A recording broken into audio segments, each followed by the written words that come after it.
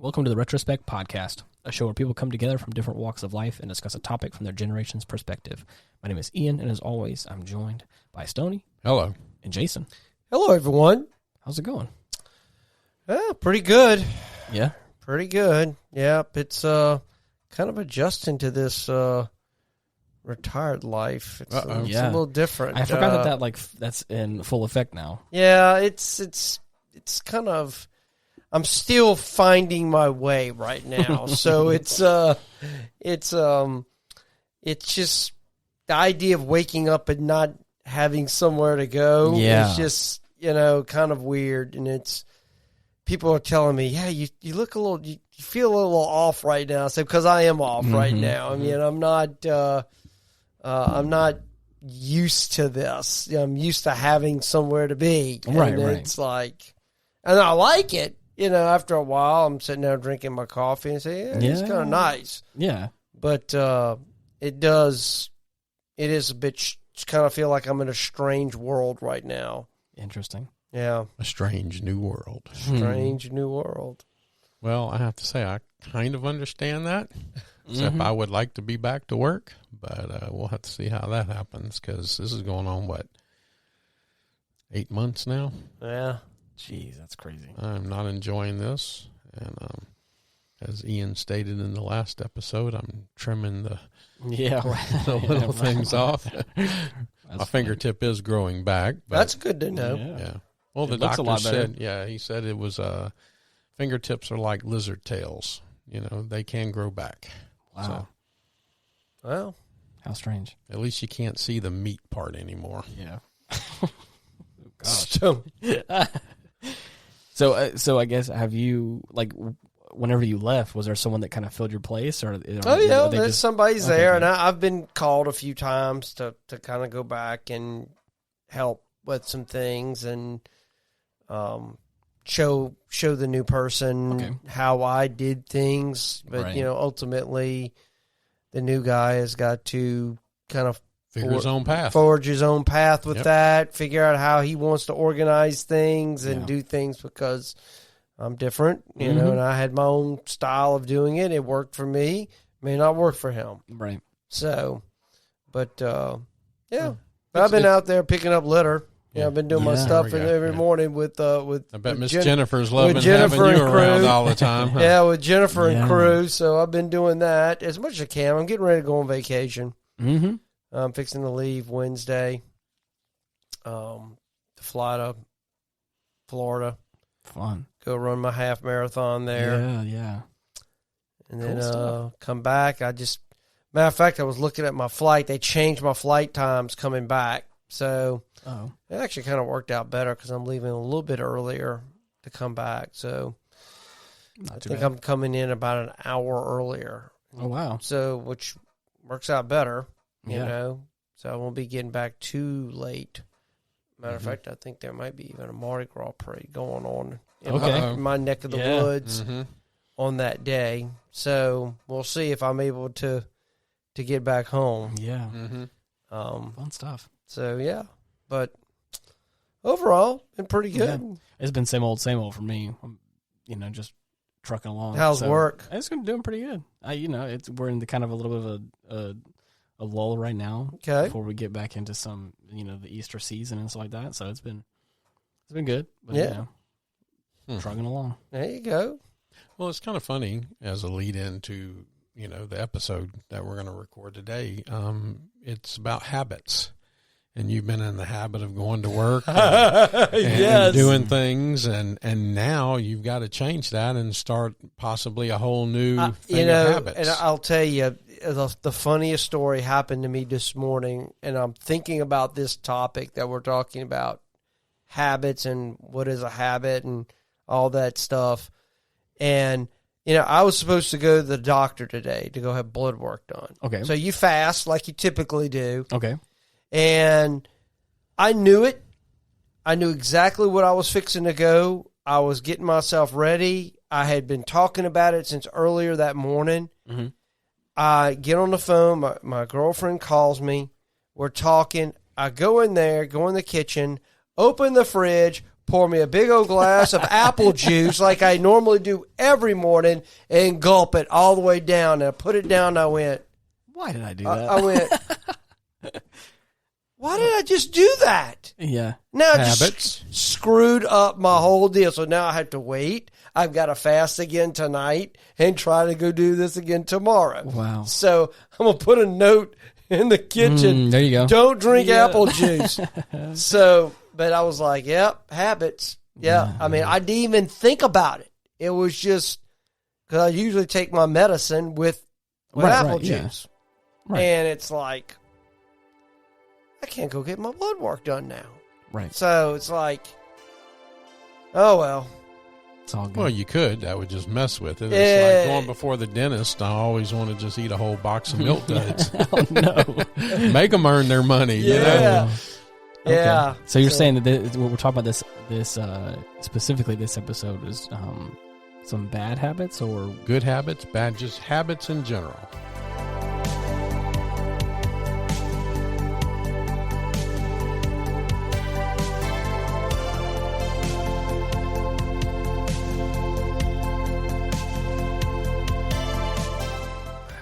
How easy it is to create bad habits and then how hard it is to stop the bad habits and recreate new habits possibly, however we want to go with it. But It seems like in life, how about this, Jason? You're retired now. Before you retired, what time did you wake up every morning? 5 o'clock. Do you still wake up at 5 o'clock now? I do. Do you need the alarm now? I don't. But, I mean, it pretty much, my eyes fly open. Same time. You've been doing it so long, your first habit is in the morning just waking up. Unfortunately, last night, I fell asleep on my recliner. And woke up at like 2 o'clock in the morning and then was like, oh, you got to be kidding me. And then went back to bed and I passed out again. I didn't wake up. Actually, I didn't get up to about 6 this morning. Okay. You know, so I didn't sleep very well this past weekend. Sometimes I have problems sleeping. Interesting. And I was too busy this whole weekend. I was booked up with so much that, like I think I told you guys before the show had started, I was trying to enjoy my Sunday afternoon with some friends online, and I was just sitting there and I was like falling asleep in my chair. I was like, well, I'm just gonna go to bed, guys. I can't. This weekend took it out of me. Once that Z monster starts coming on, it was bad. Hard to, but no, I'm a 5 o'clock because I love mornings. It's my most productive time. Mm-hmm.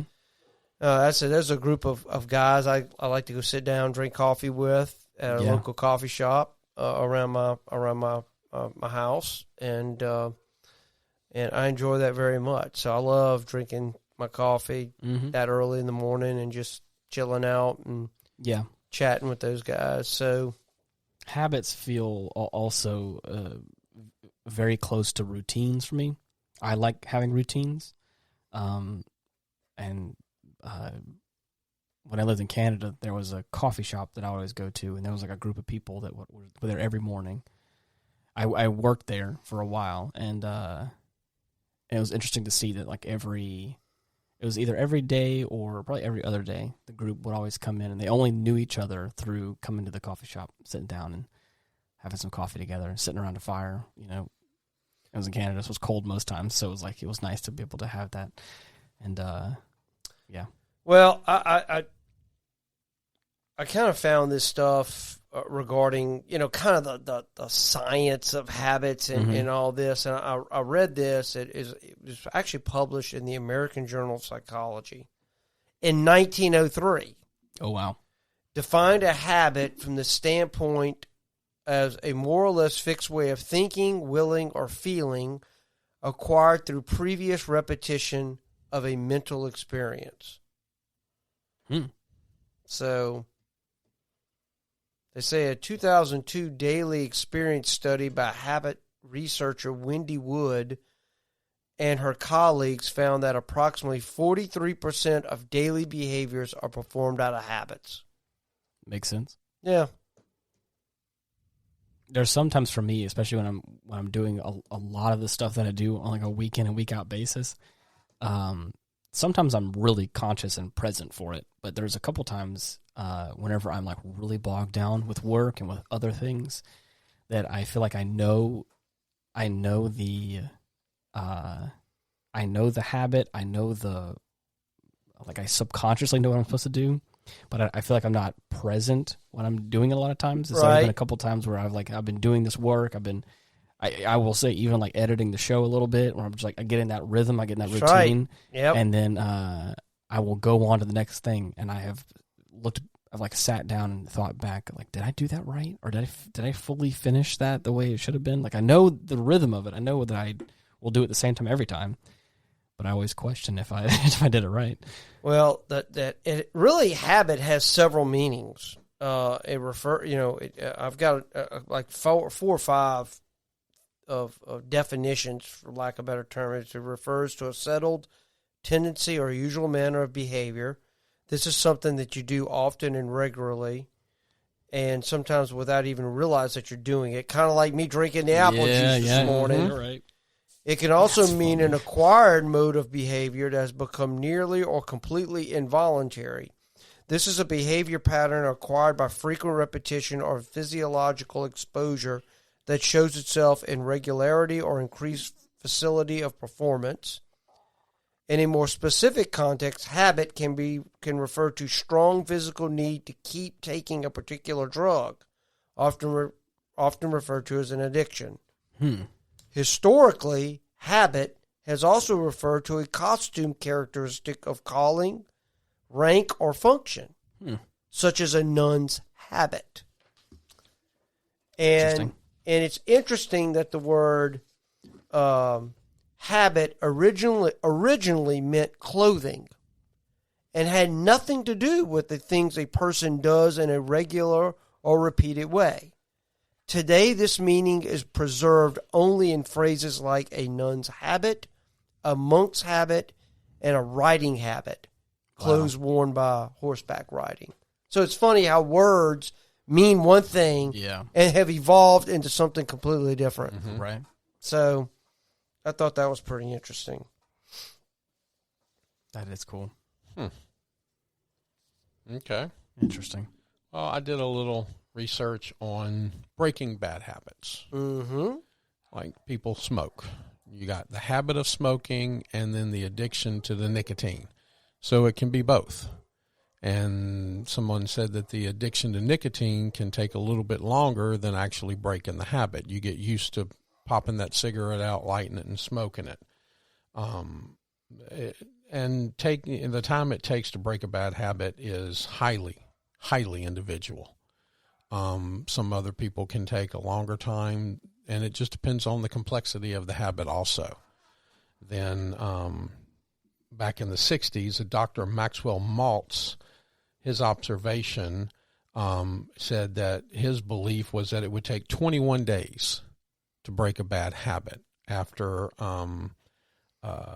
watching and looking at the evidence on an amputee on how long it would take them to adjust to missing a limb. Wow. And then there was a study published by the European Journal of Social Psychology found on average that it takes more than 2 months before a new behavior becomes automatic. 66 days to be exact. Now, how they get it to exactly 66 days, I don't know. Probably like an average of and that's people. And it's just depending on the behavior, the person, and the circumstances. In the study, it took anywhere from 18 days to 254 days for people to form a new habit. Yeah, I can see that. Like, I talk to people all the time about just exercising, about running, and how long it took for me to want to run. Because when you start running, I mean, you're not necessarily getting the dopamine hit that so many people crave that makes like sitting and watching television on the couch so easy, because you're getting that dopamine hit pretty quick. Whereas a lot of times in physical activity, it takes a while for you to get there, and that's what's so hard. I used to tell people, I said, the first 6 months is going to be the hardest. You can get past 6 months, then you're going to be okay. Right. You'll be able to incorporate exercise in your daily life. It's just getting there. It's tough for a lot of people.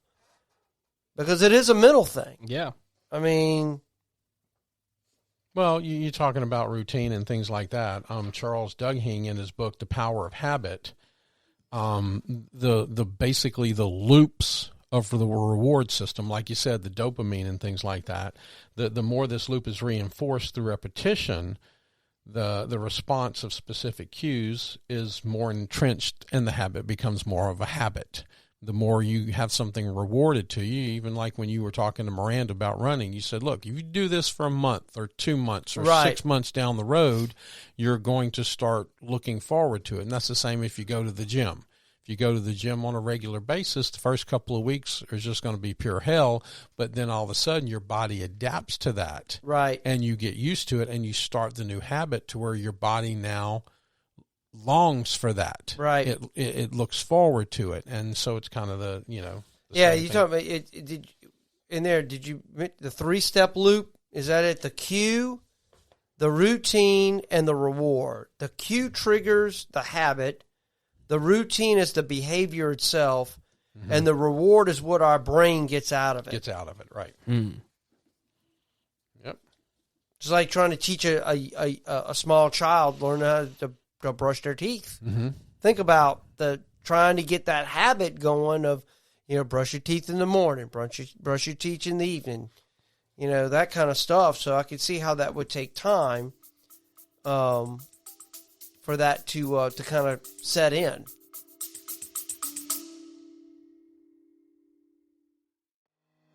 Rising anti-Semitism. New generations redefining how they connect with Jewish traditions. Changing dynamics among Jews around the globe.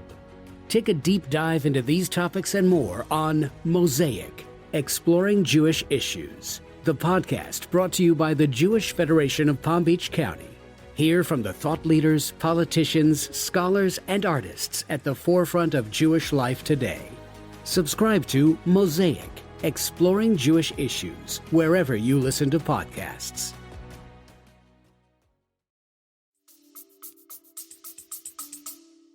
Right. What are some habits that you guys have now that you can think of? Well, I can tell you. I mean, I know drinking apple juice every morning. Drinking apple juice in the morning, or me waking up and going to, coffee. Go sit down with my friends. That's a habit. I like doing that because I'm getting something out of it. Those things are important. When I lived in Florida, every Friday when I got paid, I left the job and I went to the bank. And when I left the bank, I went to Jack's pawn shop, and that's when I started buying movies and just, I met a new friend. He owned the pawn shop, and I looked forward to it. And when I left the pawn shop, I went to the little Oriental place, and I got my house special lo mein and my house special fried rice. Right. And then I went down the road, and at the corner where I lived, I went into Eli's barbecue, and I got my rack of ribs, and I would talk to Mr. Eli. And then I would go home, and the food that I needed for everything was done. That was my every Friday for years. Every Friday. People used to laugh at me at work because of... Used to? Used to. I guess they don't anymore that you're retired. Huh? I'm retired now. Right. Yeah. Who's laughing now? But they would laugh. I was going to say, if you were still working... They would laugh at me like, are you going to Whole Foods today, Jason? I said, yep. So it's like... That's a habit. Right. There's times in my brain I would leave and go, I'm going to go somewhere else, and end up going to the same place because it's like, well, they're going to have something I like there. But it's kind of funny that we're talking about this, and it's kind of a realization for me because from the accident, I have to walk with a cane and a walker now. And how many times have I tried to walk out the door without my cane or walker? Probably a lot. And you dummy, and you got to stop everything you're doing. And with the no balance, when I turn around to go grab the cane, I start to fall over again. And it's just my whole life of almost 60 years without it. It wants to go back to that. I know I need the cane now if I don't want to fall and bust my ass or my face or bust something. It's just, how long is it going to take to where I'm just automatic with that cane now? It's, I just find it very. It's kind of funny the behaviors that are ingrained in us. Yeah. I think of when you do certain things around your house. For me, doing laundry on Sunday, I always did it on Sunday. So why don't you do it on Saturday or Friday or Thursday? I'm like, well, I don't know. I just do it on Sunday, And it's like, people start kind of chuckling and says, you're too predictable. It's like people driving to work. They take one way to work. Right. And all of a sudden, when that one way there's something wrong, it causes an absolute meltdown for people because they don't know how else to get to work besides that one way. See, my one habit driving is I never take the same route twice in a row. Well, that's that survival stuff, I think, built in. So people can't establish a pattern on you. That's right. I remember you're talking about like having a pattern being predictable and that kind of stuff like that. For me, like I don't. There are some things in my life I like to make decisions on, and there are some things that I don't like to make decisions on. And so there's a couple of things that like I may not have like a routine like that where everyone knows where I'm at, like as far as like like a place to eat or whatever. But like I got made fun of. I don't want to say made fun of. I got into a conversation with some people that I work with because they were like, don't you just hate it whenever you can't find matching socks or you have socks that are similar in color and you have to like hold it up to the light and decide? I'm like, no, I've never had that problem. And they're like, what are you talking about? I was like, I just buy black socks. That's all I have. It's just black socks. And they're like, you don't have any kind of white sock? I was like, no, I see no need to. I wear shoes or boots that mostly cover them anyways. It doesn't really matter. And it's something in my life that I don't have to make a decision on. I don't have to worry about it. And the funny thing is that you don't have to color coordinate. Right. And they're all the same brand a lot of times. So I'm like, to be honest, and that may be, some people may think that's crazy, but I'm like, I can wash all my socks, and no matter what happens, I can grab 2 socks, and they're going to always match, and everything's fine, and that's one less thing I have to worry about. And I know that we've talked about this recently about like, being busy and like keeping yourself busy, and also like making your time more efficient and stuff like that. There are some things that I feel like I've done in my life that have made that time more efficient, where I can do other things and prioritize my mind is not thinking about those decisions. I don't go so far as to, like, with anything, you can make it super granular and really crazy. For me, It's just my socks. I like having them all the same way. Yep. Or, like that kind of thing where it's like, so yeah, but I get that when you're talking about like one route to work, I do have, there's other ways, but I will take probably one route. And, I've known people that just absolutely just fall apart. It's like, you don't have another way to work. But a lot of people, they get fixated on one way that, okay, I go here. That's just the way I go to work. Right. And sometimes it messes you up. So, I used to when I used to weight lift, I had a certain schedule. Mm-hmm. I worked out on Mondays, Wednesdays, and Fridays. And on Tuesdays and Thursdays were run days. Interesting. So how I did it. Yeah. And then when COVID hit, everything got shut down, and it just, I'll be honest with you, I've just never really recovered completely. Really? Yeah. It's just completely, I could venture to say the same thing happened to me during Katrina. Interesting. The gym I was working out with got flooded out. Wow. Mm-hmm. And I didn't have a place to go work out. Yeah. Because I was so used to going there, and I liked it there. Right. And I didn't want to change. Of course. But there's been talking about, having a routine that you like, and of course things getting messed up. In the past, I'd probably say 2 or 3 months, my Fridays have been variable. And I don't like that because I like having a pretty good schedule. I run a pretty tight ship for the way I do things. And so now that there's kind of variance on am I available Friday or not, I don't like that. Because I like being able to, because Friday is supposed to be a day where I don't have to work. But now it's kind of like maybe not. It just kind of depends on how things end up going out. And I don't like that because that makes me a little bit stressed out. Mm-hmm. But there was a routine where I would wake up on Fridays, and a lot of times Mallory's at work. my roommates at work as well. So I got the house to myself, and I will usually clean that day, tidy up around the house, do some dishes or whatever it is. And a lot of times I'd make myself like a brunch almost. Like I would wake up super early because again, I'm off, but I would wake up and make myself some eggs, some toast with some preserves and a cup of tea. And like that was my Friday morning. And I haven't had that stability in a long time. And I've noticed it a little bit because I get,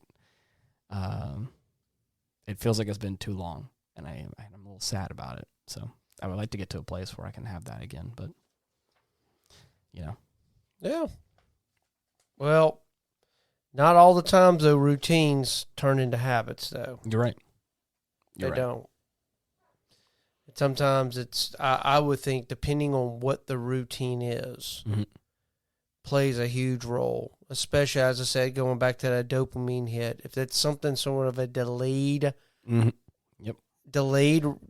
satisfaction, then it's easier to get out of. Oh yeah, out of those kind of things, right? So, but there's I back in the day, long time ago, and I used to be in habits. I was kind of anal about some things. I used to measure my picture frames because everything that I did, I possibly had to leave in a split second. So I had a go bag by the door. So when I walked in the door, I took my jacket off, I took my weapons off, and I put them on a rack. I took my bulletproof vest off, and it went on a rack. And I took my shirts that went into a special drawer to go to the dry cleaners. And then I would take my shower, kind of get back up. So if an emergency happened, everything came back in a certain order. It came off in a certain order, and everything else came back in order. And I had an event that happened. Something happened, and it kind of messed with my head, and I didn't understand things, and it just kind of really screwed with my head.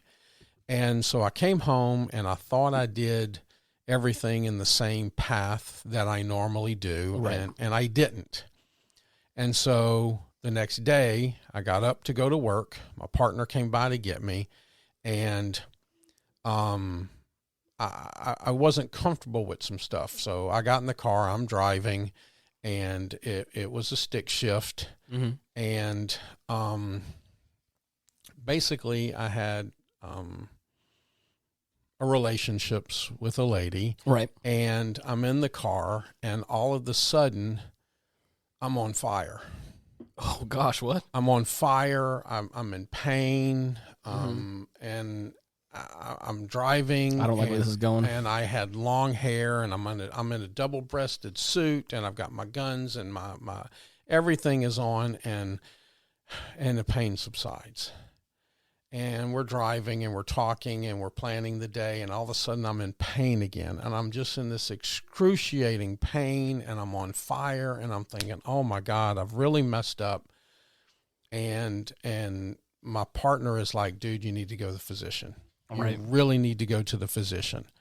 And I said, no, we got this big case we're working on, we're going to do this. And he says, no, you need to go to a physician. My hair, I was completely drenched in sweat.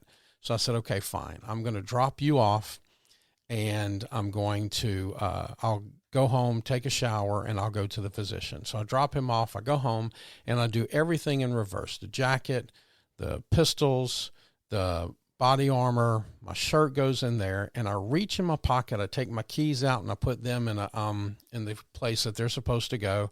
And then all of a sudden I reach in the other pocket, and I go to grab my change, and I pull it out, and I burn my hand.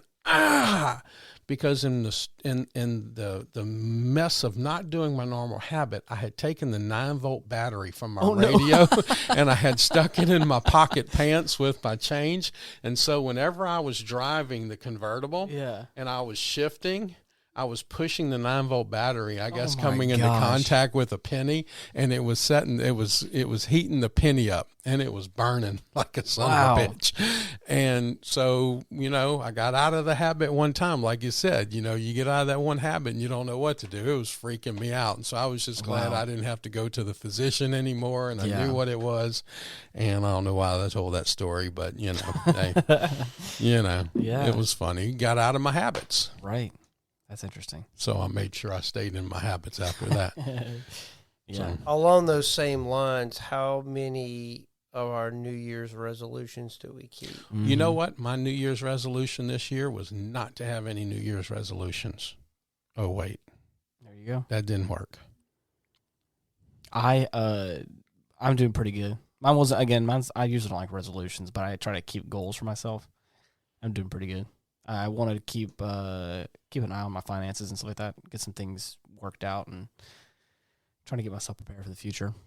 And the rhythms that I had, the routines. Oh, here, this talk about right on the nose, like the habits and the routines that I've gotten, that I had set up for myself back in like October, November, December, that time that I've like been setting myself up for, are now continuing into the new year. And now that we're in February, I'm still keeping those same what I wanted to do to help fix my finances and get that stuff down. I made sure that it wasn't just going to start on the first of the year, but that obviously I want to be able to maintain that by the beginning of the year, and so that's what I did. I put that as a goal beforehand, and now I'm just perpetuating what I've already had in mind. So I had pretty much given up on New Year's resolutions. Yeah. I don't really do New Year's resolutions. Well, we there are certain dates on the calendar that seem to be very good starting points of course. Mm-hmm. I'm going to do some things. I'm going to maybe try to do have a healthy habit. I'm going to eat better, or I'm going to go exercise. I'm going to go work in the yard, or whatever the case may be. But I don't know. Sometimes it's hard. It really is. And I try not to do, like I said, I try not to put one specific resolution. Like I try not to. I've done this in the past. I try not to set myself up for failure. Or like if you say like I'm going to lose X amount of weight, it's like, okay, you're putting a specific number on that, and if you don't quite get it, it's easy to be like, well, I'm just going to go ahead or I'm going to do this for X amount of time or whatever. I try to keep it more vague enough and something that I can keep my mind reflecting back onto. So like this year, like I said, I want to try and keep a good habit and a good rhythm about being intentional about where my money's going. And that's something that, like, again, it's not one specific value, but it's something like, okay, like, so for this year, when I start making some decisions on things, I need to be like intentional about, okay, I got some habits and some routines in place that are going to help me like keep some checks and balances, like to save my own butt. But at that point, like, I can keep that same goal in mind of like, okay, this year I promised myself at the top that like I want to make sure I'm like intentional about where my money's going. And I used to have a friend that would do that, and he would take his credit card and put it in a container of water. Oh God! Put it in the freezer, and he couldn't just use the credit card whenever he wanted. He had to have a reason. Make sure, get it out, ice pick it, thaw it out, and then he could use the credit card. But he couldn't just grab it and That's kind of bizarre, but hey, I guess it works. Yeah. Well, he had a little spending problem. Yeah. So that was his way to combat the spending problem. Right. He knew that if he had to go through all that work to get it undone, he wouldn't do it. He wouldn't do it. That's the reason I don't keep cash on my wallet a lot, because of it's easier to spend. I think we know why I don't carry change anymore. Yeah, there you go. For me, like I said, it's been more so just about establishing good habits. Because obviously we live in a world where you can just swipe your card on everything. You can your card saved now. You can just type. Well, you can just tap it now. Like I said, and also like your card is saved on every transaction. So a lot of times, like the money can come in and leave without me fully knowing about it. But it's all, the transactions are all there. But for me, it's been just making sure that like I'm doing my own, I'm keeping my own. Again, this is crazy for anybody that, you know, is probably older than my generation, where like you had to like balance a checkbook. Where like, again, I came around to it at a time where like we sort of talked about that, but by the time like I was like in the working force at like 15, 16 years old, I had a debit card that I could just like swipe anywhere I wanted to, and that was just normal. But now you still need to balance that off of that, because now you can get these false charges. You can have people hacking you. Well, but see, like the thing is, so if you don't balance your checkbook on my app, again, like the thing is, like on my app, I have all the transactions there, and if anytime I swipe the card, I get a notification that's like, oh, you spent something on this much. So yes, so I know when I'm spending money. But the thing is, a lot of times about it is just being accountable for like, okay, if I have this much money in like a given month, and this is how much is for utilities, this is how much for bills, whatever, you know, and I have X amount left I can spend. Like a lot of times I would just, you know.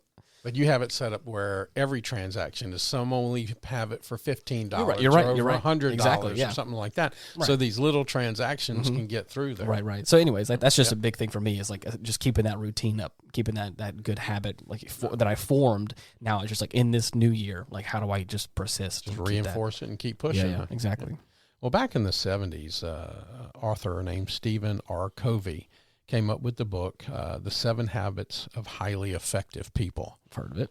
And it has been just a bestseller for years and years and years. But he kind of started a trend of habits. And all of the motivational speakers that have kind of come from that are now, even like Tony Robbins, is about changing habits. Yeah. Reinforcing things in you. Do anybody have any thoughts on some of this motivational speaking? Does it work? Is it effective, or is it just a bunch of poppycock, or what? Well, I went to one of those motivational speaking events. Zig Ziglar. Mm-hmm. Remember Zig Ziglar? He was probably the original to all of this. Look, I mean, you get in there and they start getting up there and they talk about all this success, and you know, they project this powerful persona. Yeah. You know, it's like they got the world by the tail, and they're controlling everything, and yeah, it makes you feel good. It was like, I can go conquer the world now. Well, especially you know? But was that mostly for sales too, though? Was Zig Ziglar mostly about sales? Well, right? Kind of like a Grant Cardone or something like that, right? Yeah, most of those, I would think, because with sales you get so beat down. Yes. Because there's so many people tell you no. Yeah. It's like telemarketers. Yeah. How many times are people who try to get you to do surveys, how many times you hang up on them? You know, it's, I think it's needed for those kind of professions, because you're going to need the boost. Mm-hmm. You're going to need the confidence boost, because most people are not going to be. I mean, there's probably that top % of people that don't need that. They can go out there. They got the silver tongue. Mm-hmm. They can sell anything. It's just kind of I would think the vast majority of people need some confidence boost to kind of keep them going. So especially I think I think those places have a role in that. I think that I think that they're like with most things. There's some good that can come out of it. Is it all that way? Maybe not. I think that like a lot of the motivational speakers and things that I've heard, and that I've like watched videos on and stuff, like I can get behind like a portion of what they're saying. Sometimes a lot of these like routine guys, or these like super big, like there's a lot of people on like social media now that are big on like these like perfect routines and these like morning routines and all this other stuff that like make you a millionaire or whatever. And it's like when you try and cut out the extremes, like not having any routine and not doing anything, versus like, you know, this like super crazy efficient routine or whatever, like there is some middle ground where like I feel like those kind of people that are like motivational speakers, there is a middle ground where if people were to at least like establish some good habits. I mean, I don't want to try and make this about, you know, what I'm talking, like what I just have finished talking about, but like again, like I think that people can do a lot like what I just talked about doing, where it's like you can set yourself up for success and you know, keep a habit going, And like you're saying with running as well, it's not going to be easy, but like if you can get yourself over this hump of like, 6 months or so, like you can establish a good habit and it can better yourself. So I think it's that kind of, like, I don't want to say all of it is hogwash what they're talking about, but I'm pretty sure what they're saying, there is some of it in there that could be very beneficial for people or for certain people and not others, Well, for me, I know with running and in those early years that I began to do this, because I was pretty much just a weightlifter. Right. So I had gotten, big and very muscular. And eventually the doctor said, look, you need to do some more aerobic work. And then, of course, the older you get, the joints start hurting more. You just can't, you feel it. Right. I get it.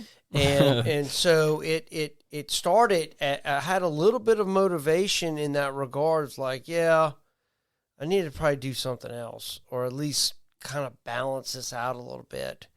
And so it wasn't jumping straight into street racing. It was into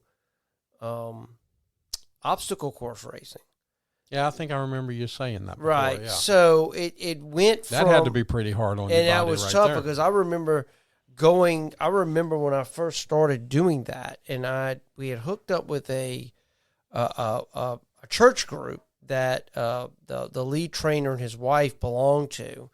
We were at another race, my sister and I, when my sister saw they had a booth and said, look, we train on. My sister was all in it. I wasn't too much crazy about it, but I went along with it. And really got into it. And, I spent a few years traveling and doing those races, and they were tough, but I had to do a lot of running, trail running, which is different than concrete running. Yeah. And then you had to do these obstacles. You climb the rope, you jump over the walls, the whole thing. You navigate all that stuff. So when it came time to that end, it was an easy transition to just running on the street. Right. And I guess I had somewhat of a head start because I had been doing that. Now, I know a lot of people that were a part of that at the time. They're no longer doing anything anymore. Really? Oh, yeah. Doing nothing. Interesting. Yeah. I was lucky enough to get involved with another group of people. Mm-hmm.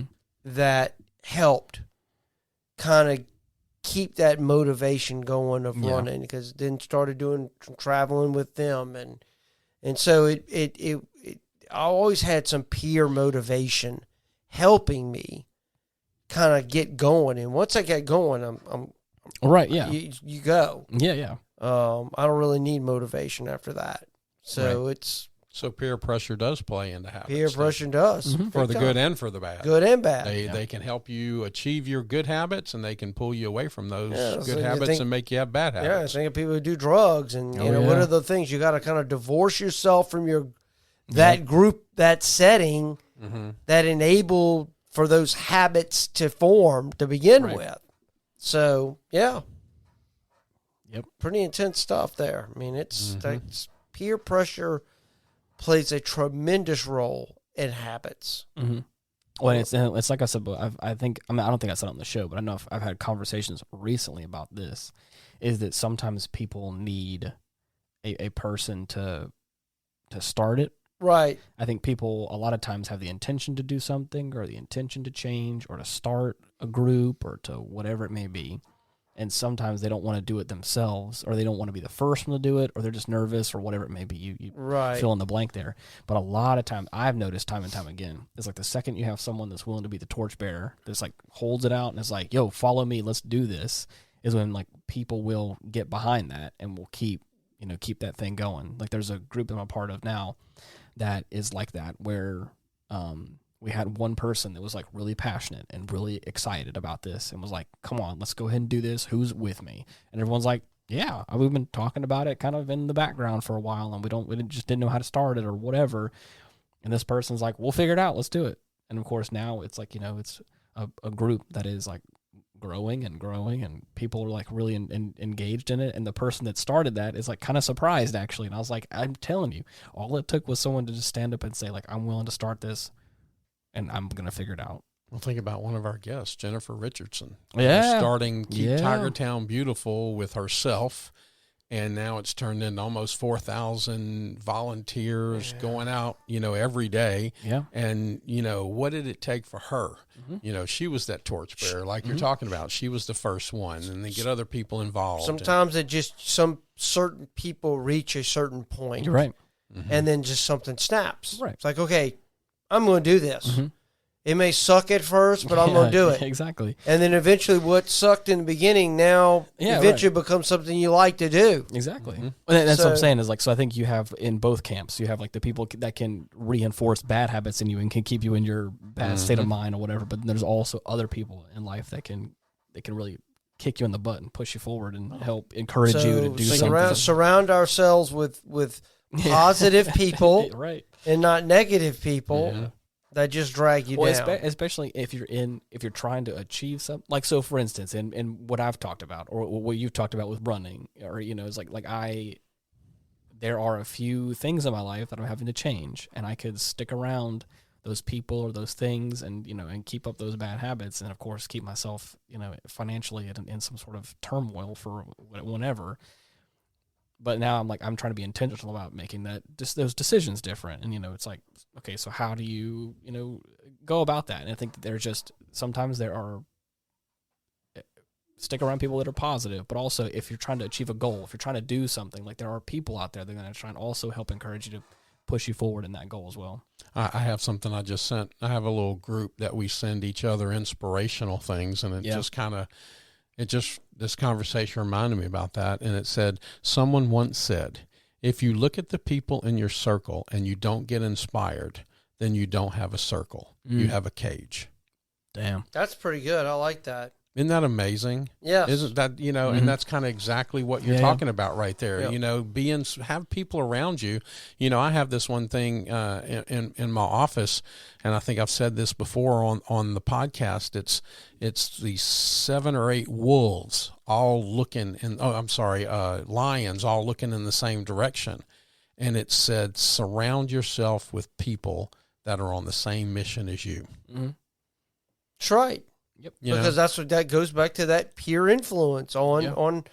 I mean, if you stay around people that want to eat bad food and drink all the time, or just generally have a negative just outlook, have even attitude. Yeah, think about this podcast. we've been going over 2 years. That's right. And life is still there for all of us with families and events and vacations and all of this. And we know we can call, guys, can we record on this day, or can we do 2 this day? Yeah. And it's supportive, and we're able to continue that. When we started this, we said we got to do a minimum of 3 years. Mm-hmm. And we knew that because that's how long it takes. And how often do we just support each other and continue just to, we'll make it work. We're going to make this happen. We're going to make it work. That's part of this. And even X-Man used to say that when he was here with us, that he looked forward to this. This was part of his therapy. This was part of something good in his life that he could look forward to every week. Right. I feel the same way. Especially from my accident and everything. Yeah, absolutely. I can say I have looked forward to doing this, on this podcast and contributing to it in the best way I can. And so we'll encourage our listeners to do the habit of listening every week to the next episode. Habit of listening, put it on while you're driving your car, or when you're running, or whatever the case may be. So, and sharing sharing it, yes. Mm-hmm. Everybody, please share. Yeah. Was there anything else you want to touch on before? Because I think we're getting to a good, I feel like we're at a very high, encouring moment in the show. Yeah. I want to end on a high note with this. Yeah. I think it was a pretty good topic to talk about. Habits it's an interesting, the psychology behind it, and, how we get to do the things we do. Yeah. Mm-hmm. What motivates us. Mm-hmm. And sometimes things that are good take a little prodding. Yeah. To kind of get you into that right direction. I very importantly for me, tried to stay away from the habits of the electronics. the phone, the computers, the TVs, the social media, because I just didn't want to go down that rabbit hole tonight. Yeah, so, I get it. Yeah. Well, I mean, because I get exactly what you're talking about. There, but like, I have stepped away from a lot of that as well. I'm telling you, the people behind social media, very smart. They tapped into that dopamine hit because that happens in seconds in the brain. What better way? TikTok, all these things. Swipe. It just swipe and go, swipe and go, swipe and go. I'm always being stimulated. Move on to the next. And it's just like a drug hitting you constantly over and over and over. They knew exactly what they were doing when they were doing this. I think I've said it before, like the new currency is attention. It is. Everybody wants your attention. Everyone wants your time. Well, I will throw this out there. Gen Alpha, children born after 2010, spend an average of 2 hours more on screens daily compared to the children of the same age a decade ago. And outdoor playtime has decreased by 50% in the past 2 decades among children aged 6 to 12. Wow. So our habits are definitely changing and evolving into something else. Yeah. Health club memberships among individuals over 55 has increased by 70% over the last decade. Really? That's interesting. That's an interesting statistic there. Yes, it is. 81% of Gen Z report that social media has a significant impact on their self-esteem and habits. Wow. That's that attention. Yeah, that's what I'm telling you. That's why I threw that one in there. That's that attention thing you mentioned. I think those generations are more addicted to attention. Yeah. Than previous generations. And that's just because the electronic revolution. Well, because that's what revolution. I mean, that's what all the big wigs are discussing right now is how long can we keep you on the platform? How long can we keep you looking? How long can we? Right. The audience retention is a big number. I always see is how long can we keep you on a video?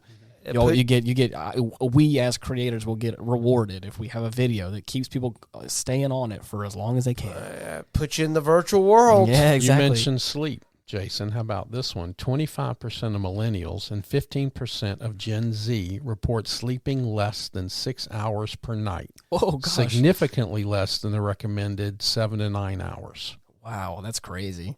4 out of 5 consumers changed at least one everyday habit to reduce their environmental impact in the last year. Really? How about that one? That's a pretty cool one. That is interesting. Mm-hmm. I use definitely a lot less shopping bags now. I bought my own shopping bags, and every time I go to the store, I have them usually. Okay. That's a one good thing. habit. That's a way of reducing your carbon footprint. Right. Yeah. It's not a whole lot, but it's something. Hey, but it's something. It's something. Yeah. Yes. So I also I try my best not to drink out of plastic containers anymore. So anytime we get soda, it's always in aluminum cans. Just one of those things as well. It's like I don't. Again, probably not a whole lot, but I know that's like recyclable. That is 100% recyclable. So just little things like that. I just want to throw those little statistics. That's fun. That's very good. I like that. I like stats. Yeah. Anything else we want to touch on? I just want to remind everybody that we have an episode coming up called Ask the Mortician. Mm-hmm. So if you would go to getoffendedtogether@gmail.com and send any questions that you might have about the process of death, after death, what happens to a mortician. She's entertaining, engaging, funny, and she knows some stuff. Right. So any questions you have for the mortician, please, if you feel like giving us your first name, we'll go through them and we'll read some of those questions on the show when Ask the Mortician pops up. Yep. I think it's going to be really fun. I think that'll be a great episode. I'm interested in that one. Yep. I think it's going to be cool. Mm-hmm. Yeah. I think that's, like I said before, I think we were touching on a good note there at the end, talking about, encouraging everyone and finding that circle of people around you. And I think that just where I would keep that up. There's right. You can do it. You are the one in charge of your own habits and everything like that. And find that way to disconnect from all the things that are making you feel like you're distracted or whatever. And just, keep it going. Mm-hmm. There you go. Anyways, until next week, thank you so much for listening. Bye-bye. Bye, everyone. God bless. Thank you very much for hanging out with us today. You're the best. Peace.